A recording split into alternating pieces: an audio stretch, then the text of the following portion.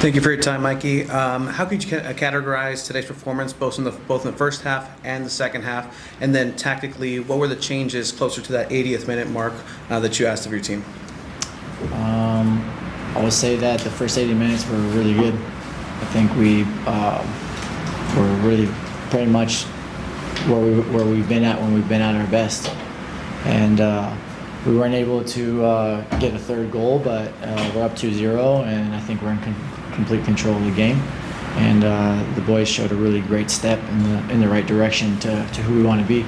And then things get a little bit difficult for us around that 80th minute.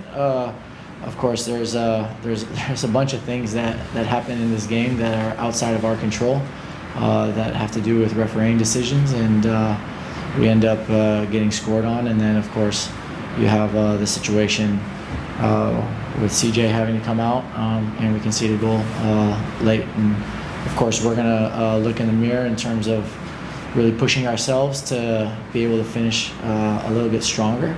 But I think the guys left everything out on the pitch. They played with a lot of heart, a lot of passion. I think we showed a lot of quality tonight. And the only change that happened tactically was we thought when Bombi had to come out, just because of the profiles of the players we have, we decided to go with 5 in the back to make sure that we could provide a little bit of assistance with the balls in behind. And overall, I think we did a pretty good job. But this is a brutal business, and we were a little bit. We got the wrong side of the razor-thin margins in terms of winning the game. But what I would say, it's a really important step. We got a point. That's a very worthwhile point right now to get us building some momentum in the right direction against a very good team. And obviously, Yeppe, with him being out, Aníbal has to step into that role. What can you tell me about the way that the team performed without Yeppe Sverskov and stepping up in those moments and keeping their shapes? Yeah, we've talked about it as an opportunity for players to step up, for Aníbal to step up in terms of putting a little bit of his stamp on the team from a leadership perspective. I think he did a great job. Also, some young players are going to get even more opportunity. So David getting a start, and I think he had a pretty good game. And Alejandro being able to get back in and starting to gain some minutes. And then ultimately, I think it's a great opportunity for the team to show this next man up mentality that we've been developing since day one. That will be a huge hallmark of the club for the long run, and I think we did a really good job of that. Any more questions in English? Hi, Mikey. What was the message to the club after everything was said and done? I know you mentioned a couple things here, but what was the overall message to the club going forward from you in that locker room, if you're able to share? Yeah, I believe in every single one of those people in that room, and I believe in our fans tremendously, and I believe in our style of play and the effort that we're putting forward. And it feels like a loss because of how it unfolds at the end of the game, but it's not a loss. It's 1 point. It's 1 point where we haven't gained points in the last 5, and we gained a point against a very good team. And we played a lot of good football. And this is the closest we've been back to getting back to our best. So the message is that now we have to build on this momentum and start stringing performances in ideally 90-plus minutes of those first 80 minutes together. Opportunity for guys to step up and really challenge themselves individually on how they can really help impact the result.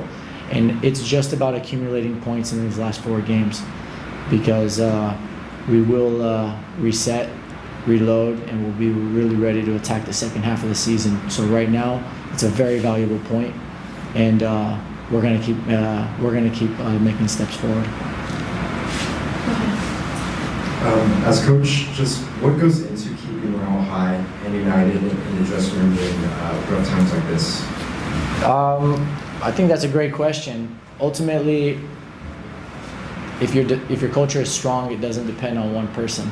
We all lift each other up, and the ambition we have is to have a culture where these are the moments it's built for. It's built for gaining resiliency.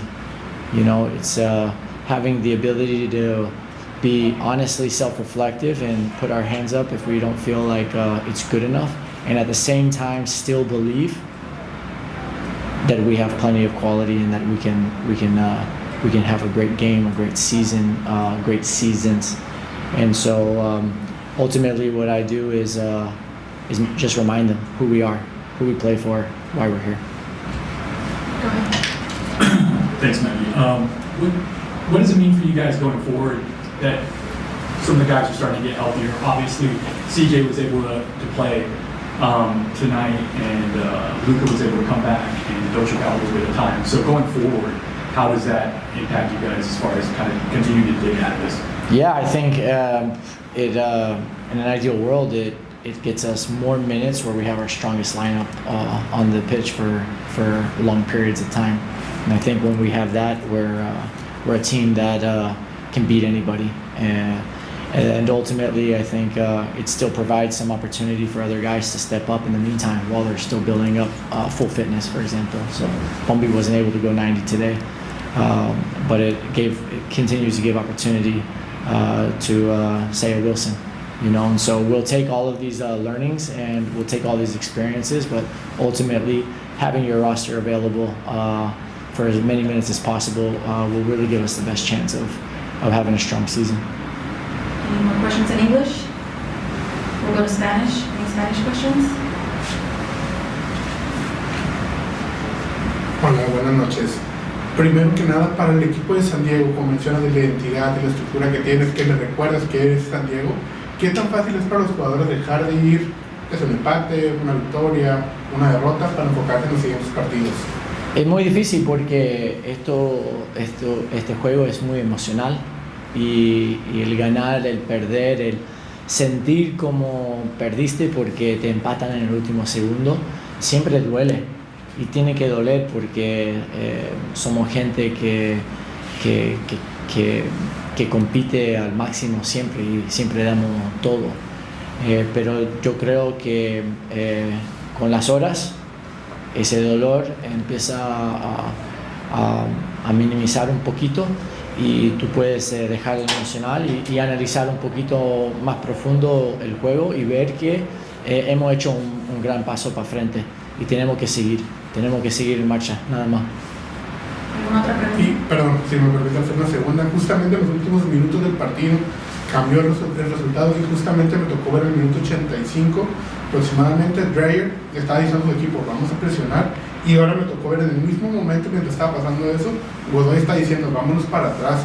Tú de fuera del sideline, ¿cómo puedes dar un mensaje tan claro a los jugadores para que entiendan qué es la versión que quieres de ellos en esos momentos? Yeah, yo creo que estas cosas pasan a veces cuando el partido se descontroló un poquito, bueno, y alguien y el que está arriba quiere controlarlo un poquito mejor yendo para frente y el otro quiere pedir un poquito de calma y dar un par de jugadas un poquito más compacto atrás y después subir.